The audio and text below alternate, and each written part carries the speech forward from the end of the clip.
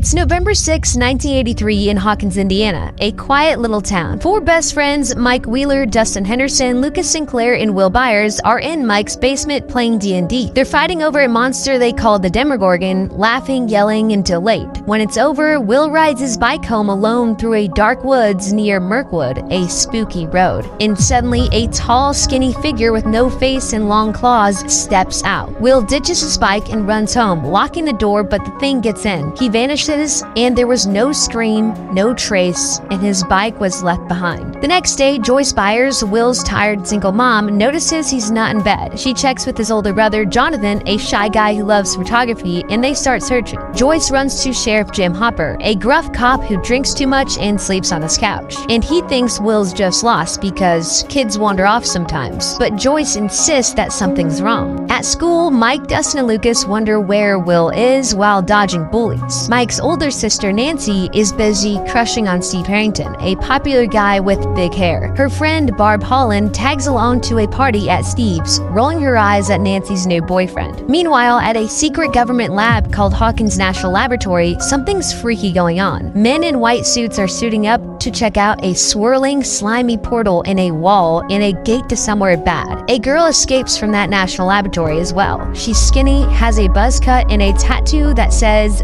011.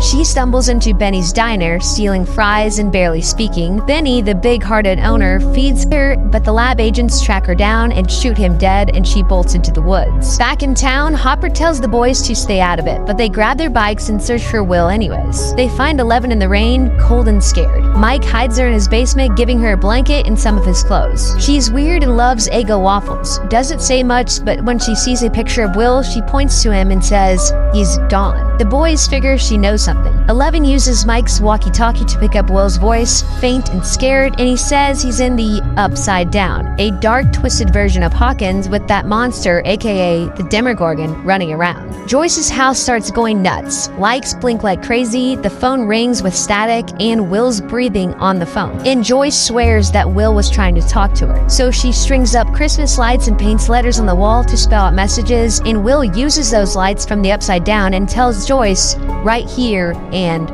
run. Hopper digs into the case, finding Will's body at the morgue, but it's a fake, a dummy from the lab. Hopper starts taking the case a little more serious after that. At Steve's party, Barb sits by the pool, bored, when the Demogorgon yanks her into the Upside Down, leaving blood on the diving board. Nancy's too busy with Steve to notice, but Jonathan's outside, snapping photos, and catches something weird. The boys take 11 to school, dressing her in a blonde wig and a pink dress to blend in at a fake memorial for Will. At a quarry, the boys corner the boys once again. One pulls out a knife and makes Mike jump off a cliff. And of course, 11 is there to save him, floating him back up. And then she flips a van when lab guys show up in several different cars. Hopper teams up with Joyce and breaks into the lab, finding a portal in a kid's room with drawings from 11's old cell. They talk to a lady named Terry Ives, whose baby was taken by the lab years ago, and it turns out it was 11. She was raised by Dr. Brenner, a creepy scientist she calls Papa. He made her do experiments, like listening to people's thoughts in a water tank, and it messed her up. In a flashback, we see her accidentally open a gate, letting the Demogorgon loose. Nancy and Jonathan hunt the monster, buying guns and bear traps. Hopper and Joyce use a kid's pool to help 11 find Will in the Upside Down, and once they do that, 11 ends up seeing Barb, and she's dead. She also sees Will, and he was hiding in his fort in Castle Byers, barely alive. Hopper and Joyce then go to the Hawkins lab and go through the gate wearing suits to breathe the gross air and find Will stuck in vines. At the school, the Demogorgon busts in, killing lab agents, and 11 pins it down with her powers and says goodbye to Mike with tears in her eyes, and it blows up. She took herself out in the process, or so it seems. A month later, it's Christmas, Will's back, weak but alive. The boys play D&D, and Mike's sad without 11. Nancy picks Steve over Jonathan, Hopper leaves waffles in a box in the woods, hoping 11's okay, and Will goes to the bathroom and coughs up a slug.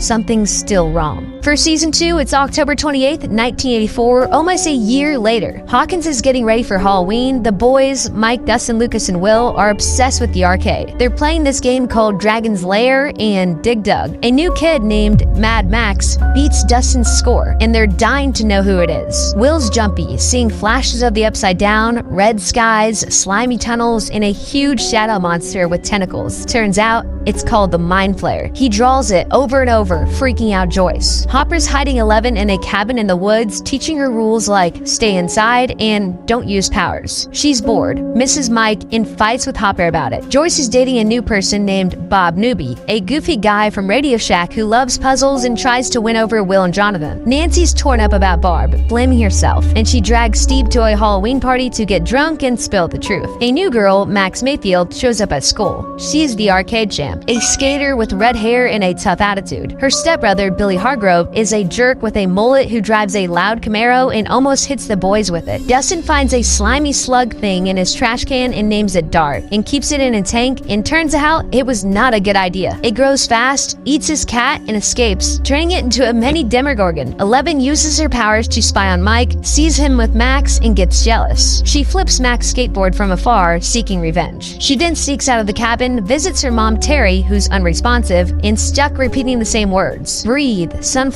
3 to the right, 4 to the left. 11 then digs into her mom's mind and sees she was a lab test subject too, and finds out her real name is actually Jane Ives. Meanwhile, Will's visions get worse. The Mind Flayer takes over his head, making him its spy. He collapses outside, and Joyce and Hopper take him to the lab, where Dr. Owens, a nicer scientist, tries to help. Hopper investigates rotting pumpkin fields and finds tunnels underground, full of upside-down goo. He gets trapped, breathing toxic air, until Joyce and Bob rescue him. Dart's not alone. Demo dogs and a pack of baby Demogorgons start popping up. 11 hitchhikes to Chicago, meeting Callie, who is number 8, another lab kid who can make people see fake stuff. Callie's living with punks, hunting lab workers for revenge, and gives 11 a makeover. Black eyeliner and slicked hair. They almost kill a guy, but 11 stops, realizing she belongs in Hawkins. Back home, Bob figures out Will's crazy drawings are actually a map of the tunnels. The demo dogs attack the lab, chewing through the guards. Bob hacks the computers to unlock the doors, but a demo dog catches him in the hallway and rips him apart, and Joyce watches, screaming, and gets traumatized. Mike, Dustin, Lucas, and Max trap Dart in a junkyard, but more demo dogs show up. Steve swings a bat to protect them, until the Hawkins lab makes a noise and distracts the demo dogs. The Mind Flayer is still in Will's mind. They tie him up in a shed, crank the heat up with space heaters, and yell memories at him. Joyce yells about his drawings, Jonathan about his music, and Mike about their D&D games. Will fights back, tapping Morse code to say, close gate. 11 and Hopper head to the lab, where she uses all of her strength to shut the portal. The Mind Flayer leaves Will, and the demo dogs drop dead. A month later at the Snowball, the kids dress up.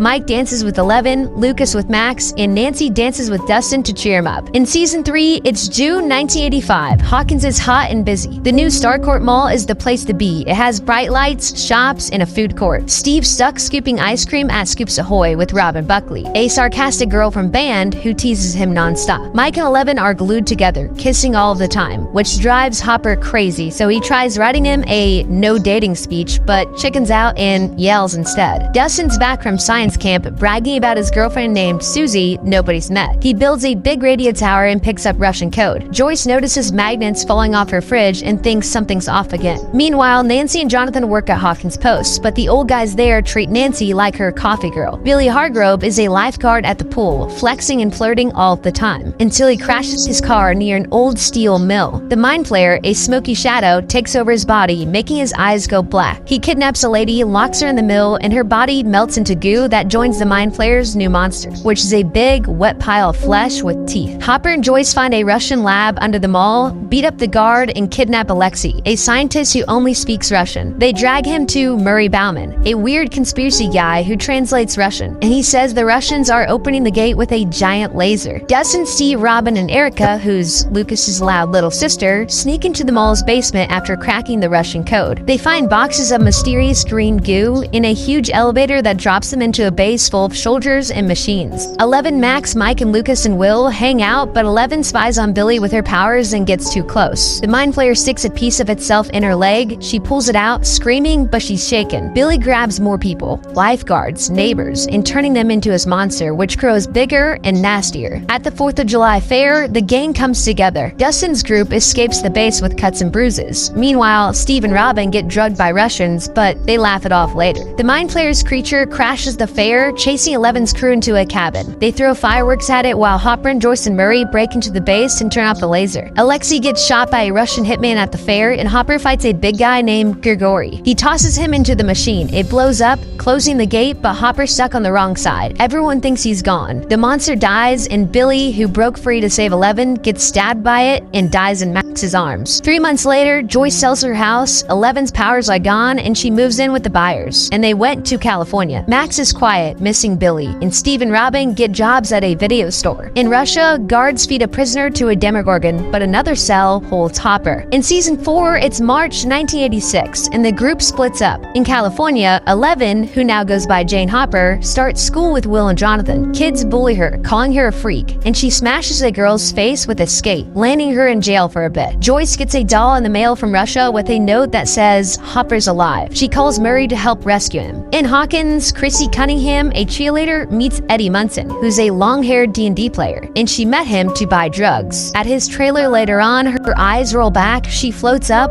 and her bones snap, killed by Vecna, a new monster with burned skin and vines for hands. Eddie runs, scared, and now the town thinks he's a murderer. Max sees Chrissy die and tells Dustin, Steve, and Robin and Lucas, who's now a basketball player, and they find Eddie hiding at a lake house. Then Vecna curses Max with headaches and visions of a clock. She writes goodbye letters, thinking she's next. At a graveyard, Vecna lifts her up, but she escapes by listening to Running Up That Hill on her Walkman, and it pulls her back to reality. In Russia, Hopper's in a prison, working with a guy named Dmitri. Those two fight a Demogorgon in a pit for the guards' amusement, using spears and fire. Joyce and Murray fly to Alaska, bribe a pilot, and crash land near the prison. Eleven gets picked up by Dr. Owens, and he takes her to Nevada for the Nina Project, which is a tank to bring back her powers. Brenner's there, alive, forcing her to relive memories. In these memories, she sees Henry Creel, a nice man from her past, or so she thinks. She fought him, blasting him into the Upside Down, where he turned into Vecna, the Mind Flayer's boss. In Hawkins, the gang learns Vecna's tied to the Creel house, where a family died in the 1950s. Nancy and Robin dig up files. Victor Creel, the dad, is alive in a psych ward, and he's saying a demon killed his family, not his son. The plan then splits. Max, Lucas, and Erica go to the Creel house to bait Vecna. Steve, Nancy, Robin, and Eddie enter the Upside Down through a gate in the lake, which was called Watergate, and that's where bats with tails attack. Eddie plays master puppets on a guitar to lure them away, shredding on a trailer roof, but they swarm him later, and he dies, bleeding out. Hopper and Joyce escape Russia with Dmitri, blowing up the Demogorgon pit. Eleven, in her tank and piggybacking, fights Vecna with her mind, saving Max as he snaps her arms. Max flatlines, but comes back to life, ending up in a coma. Vecna's gates rip Hawkins apart into 4 cracks that spill upside-down vines and ash. 2 days later, the crew's back together, helping at the school gym with blankets and food. Max is alive, but broken and in a coma. Will feels Vecna's still out there, and Eleven stares at the smoky sky, ready for the final battle.